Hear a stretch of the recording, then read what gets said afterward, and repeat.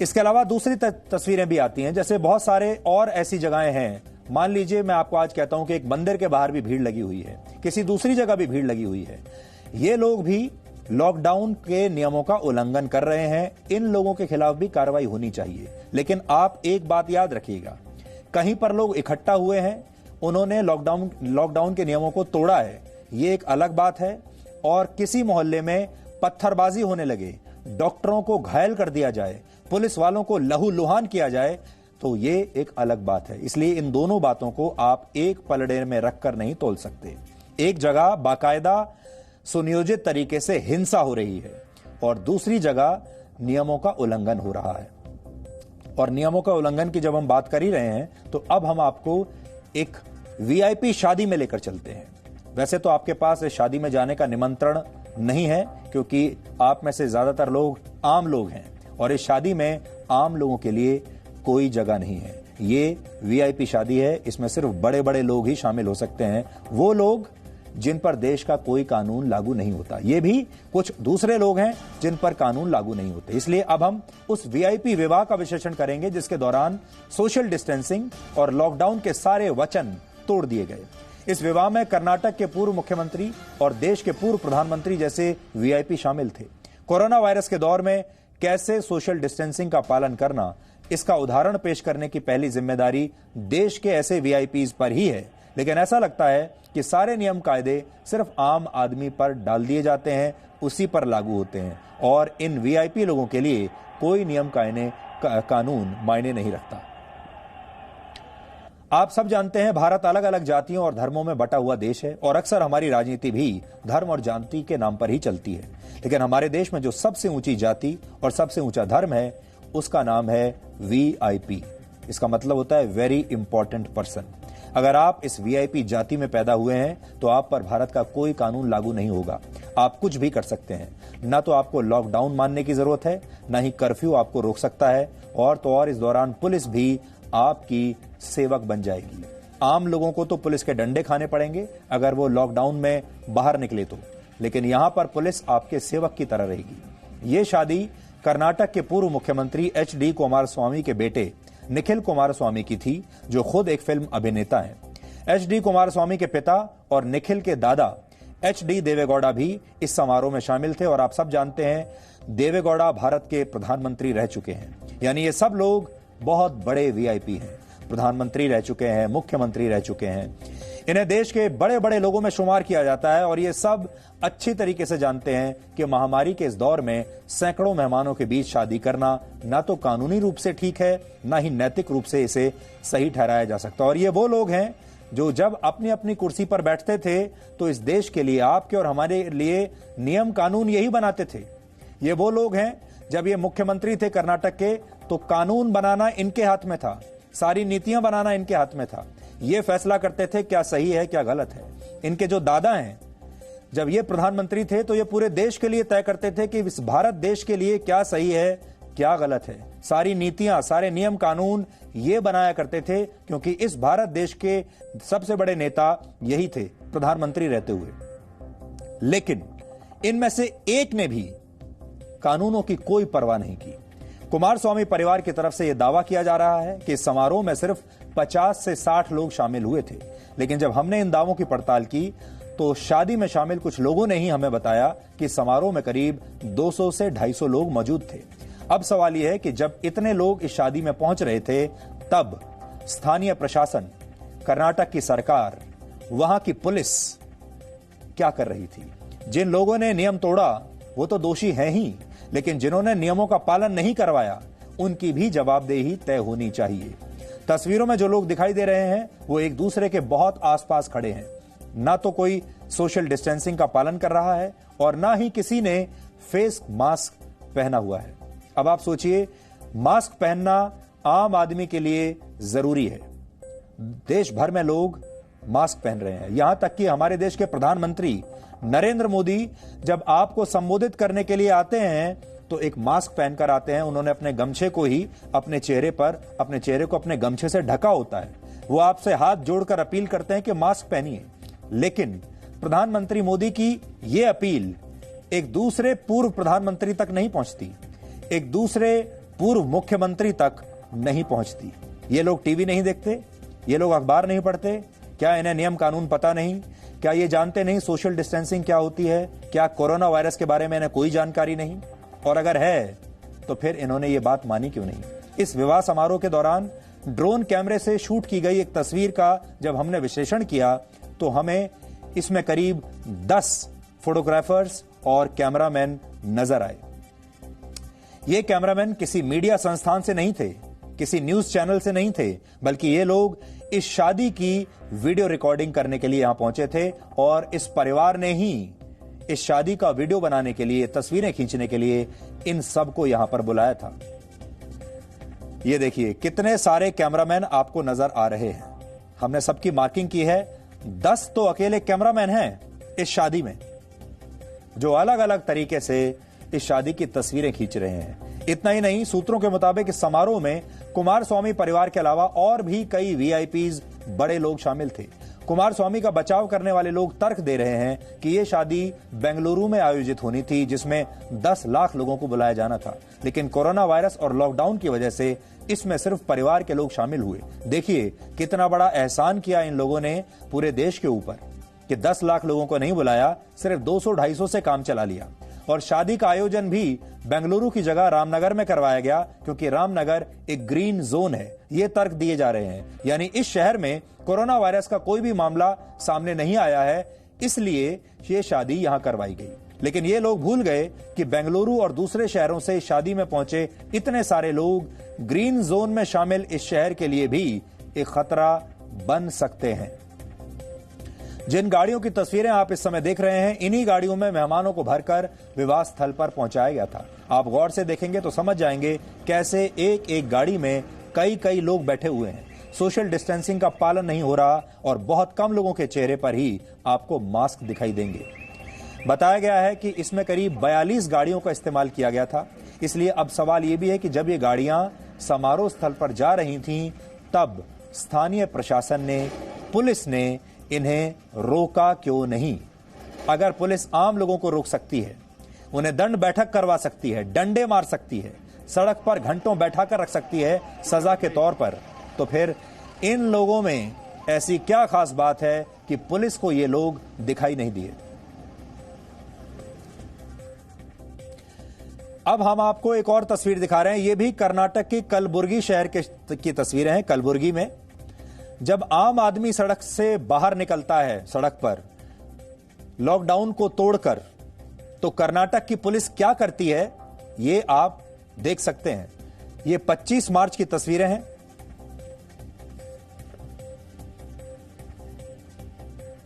तो एक पुलिस का यह रूप देखिए, आम आदमी के साथ कर्नाटक की पुलिस क्या करती है जब वो सड़क पर निकलता है लॉकडाउन तोड़ने के बाद। और जब कुमारस्वामी परिवार की शादी होती है तो आप देखिए वही पुलिस वाले कैसे गाड़ियों की सुविधा के लिए, परिवार की सुविधा के लिए गाड़ियों को प्रवेश करवा रहे हैं, गाड़ियों को मदद दे रहे हैं, रास्ता बता रहे हैं और उनकी पूरी मदद कर रहे हैं। इसीलिए हमने कहा कि अगर आप वीआईपी हैं तो यही पुलिस आपकी सेवा में खड़ी हो जाएगी, और अगर आप आम आदमी हैं तो यही पुलिस आपको नीचे बिठाकर डंडे मारेगी। ये फर्क है एक वीआईपी में और एक आम इंसान में। एचडी कुमारस्वामी की जगह अगर किसी आम आदमी ने लॉकडाउन के नियमों का इस तरह उल्लंघन किया होता तो उसके खिलाफ एफआईआर हो जाती, शायद उसे जेल भी भेज दिया जाता और पिटाई तो जरूर होती। गुजरात के नवसारी में ऐसा हुआ भी है। यहां पर एक विवाह समारोह आयोजित करने की इजाजत तो प्रशासन ने दे दी, लेकिन शर्त यह थी कि इसमें 4 से ज्यादा लोग शामिल नहीं हो सकते। लेकिन कार्यक्रम में 4 की बजाय 14 लोग शामिल हो गए और अब इन सब के खिलाफ एफआईआर दर्ज कर ली गई है। इसके बाद दूल्हा और दुल्हन को मंडप से सीधे पुलिस स्टेशन जाना पड़ा।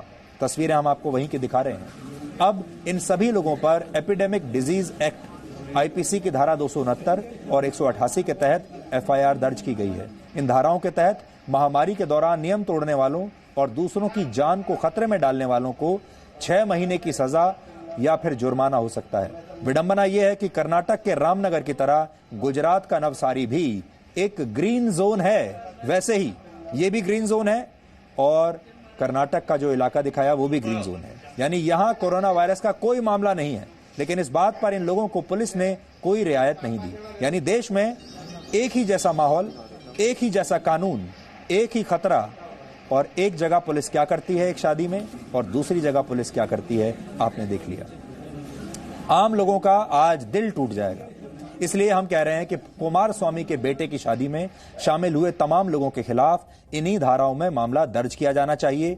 कर्नाटक में बीजेपी की सरकार है और बीजेपी की सरकार को प्रधानमंत्री नरेंद्र मोदी दिल्ली में बैठकर क्या बता रहे हैं पूरे देश को, पहले तो यह सुनना चाहिए और उसके बाद प्रधानमंत्री मोदी की सारी बातों को अपने राज्य में लागू करना चाहिए, सारे नियमों को लागू करना चाहिए। इसलिए यहां पहली जिम्मेदारी बनती है कर्नाटक की पुलिस की और कर्नाटक की सरकार की, बीजेपी की सरकार की। इसके विपरीत आपको गुजरात के सूरत में आयोजित एक और विवाह समारोह में भी हम लेकर जाना चाहते हैं।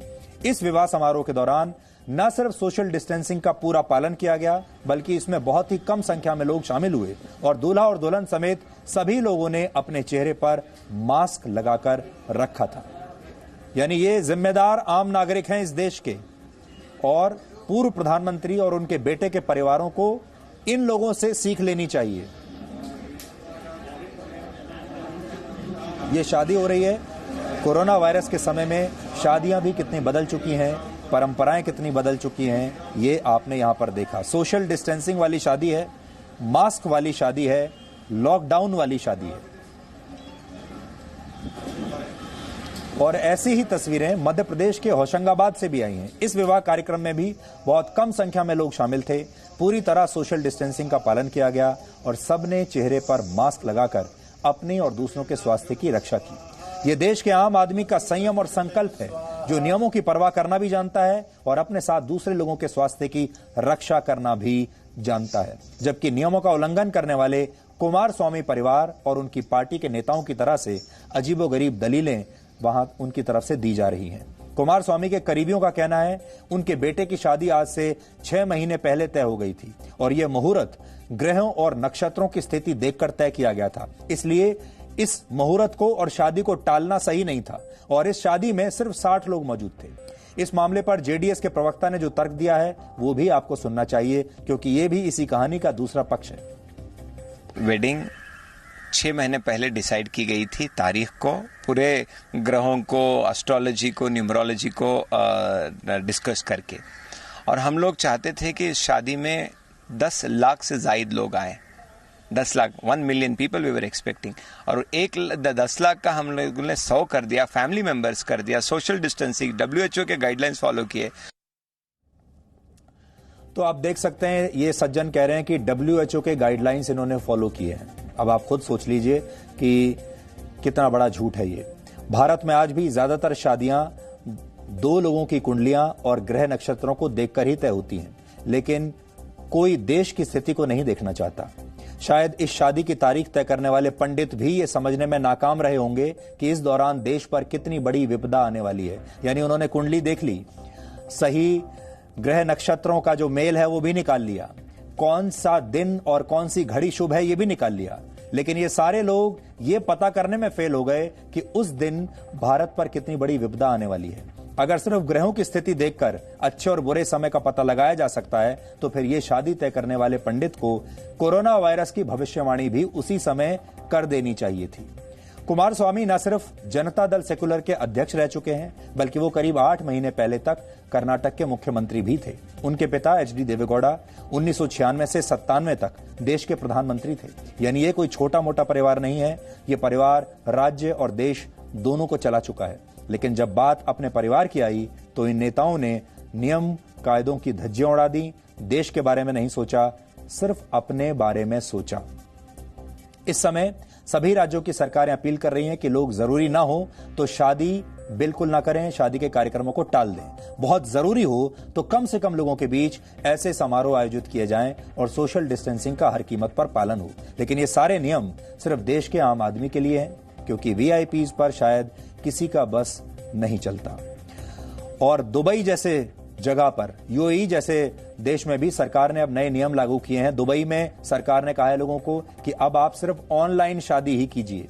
अब आप सोचिए दूसरे जो देश हैं वो कैसे नई स्थितियों को अपना रहे हैं, अपने यहां नए नए कानून बना रहे हैं। लेकिन इन लोगों को अभी बहुत कुछ सीखने की जरूरत है। हमारे देश में वैसे भी लोगों को अपने रौब और हैसियत का दिखावा करने की आदत है और ये लोग अक्सर नियम और कानूनों को अपने ठेंगे पर रखते हैं। जब इन्हें इनकी गलती का एहसास करवाया जाता है तो ये कहते हैं तुम जानते नहीं मैं कौन हूं। लेकिन ये लोग शायद ये नहीं जानते कि कोरोना वायरस पर ये रौब काम नहीं आएगा। कोरोना वायरस ये पहचान नहीं कर पाएगा कि कौन पूर्व प्रधानमंत्री है और कौन पूर्व मुख्यमंत्री है, किसके पास कितना पैसा है, कितना रसूख है, किसके ट्विटर पर कितने फॉलोअर्स हैं और कौन कहां किस इलाके में रहता है। कोरोना वायरस ये सब कुछ नहीं देख पाएगा। आज हमने कोरोना काल में वीआईपी शादी और आम आदमी की शादी का एक तुलनात्मक विश्लेषण किया।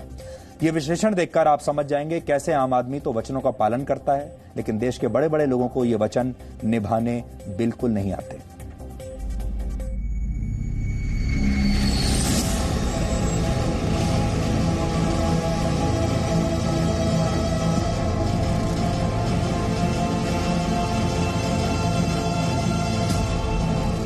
एक विवाह ऐसा भी जिसमें सोशल डिस्टेंसिंग के नियमों को हवा में उड़ा दिया गया, और एक विवाह ऐसा भी जिसमें फेरों के साथ साथ नियमों के पालन का वचन भी दिया गया।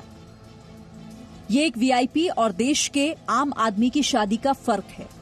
कर्नाटक के पूर्व मुख्यमंत्री एचडी कुमारस्वामी के बेटे निखिल कुमारस्वामी की शादी में न सिर्फ सैकड़ों की संख्या में मेहमान पहुंचे, बल्कि समारोह के नाम पर सुरक्षा की सभी गाइडलाइंस का मजाक भी उड़ाया गया।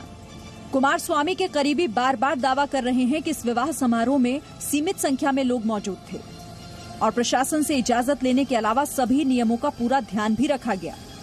लेकिन जब हमने इन दावों की पड़ताल की तो पता लगा कि इस समारोह में 50 या 60 लोग नहीं बल्कि 250 लोग मौजूद थे।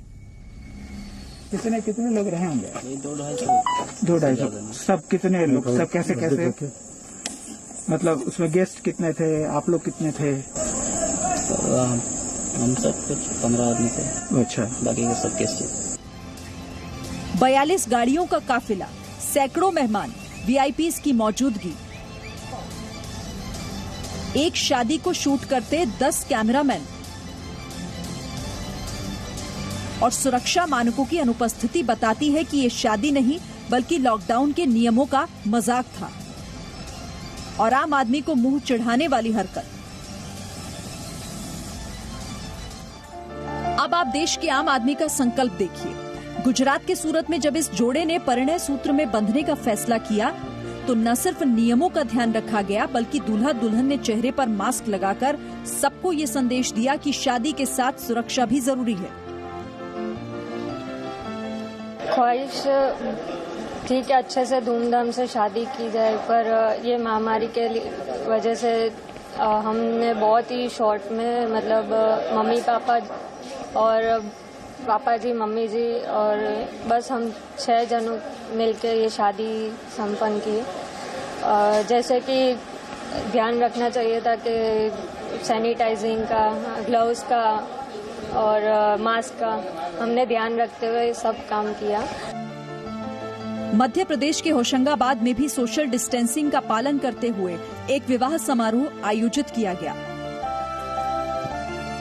रिश्तों को करीब लाने वाले कार्यक्रम में लोगों ने उचित दूरी बनाकर रखी और देश का संयम और संकल्प टूट नहीं पाया।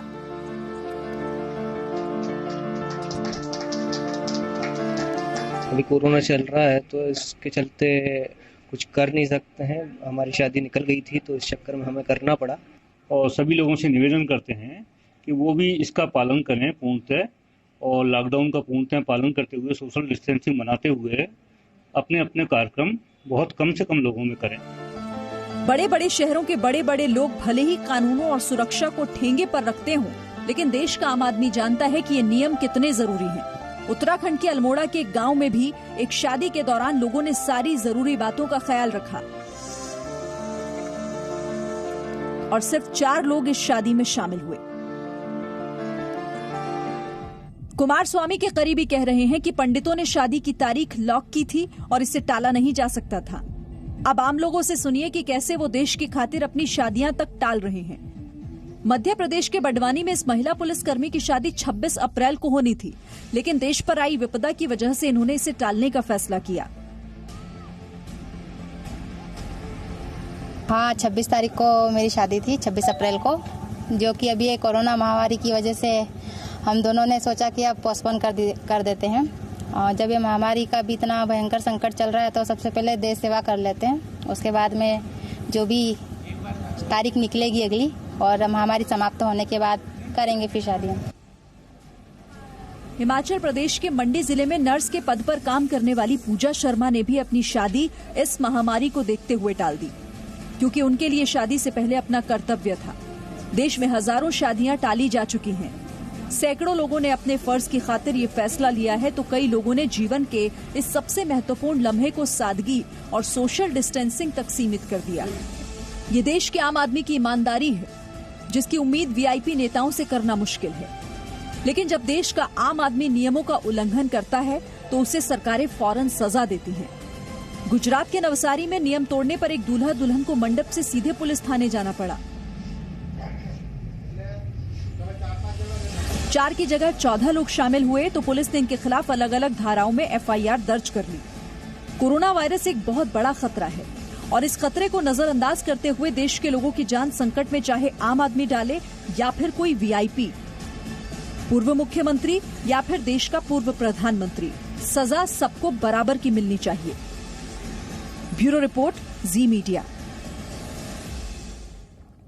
तो शादी की जो तस्वीरें हैं अभी आपने जो देखी वीआईपी शादी की, ये देश के आम लोगों का मजाक उड़ा रही है। हमारे देश में हजारों ऐसे लोग हैं जिन्होंने अपने अपने घरों में, अपने परिवारों में होने वाले समारोह को, और बहुत सारे ऐसे लोग होंगे जिन्होंने अपने घर में होने वाली शादियों को टाल दिया है, स्थगित कर दिया है, देश के बारे में सोचकर, समाज के बारे में सोचकर, और उन्होंने देश का हर नियम और कानून माना है।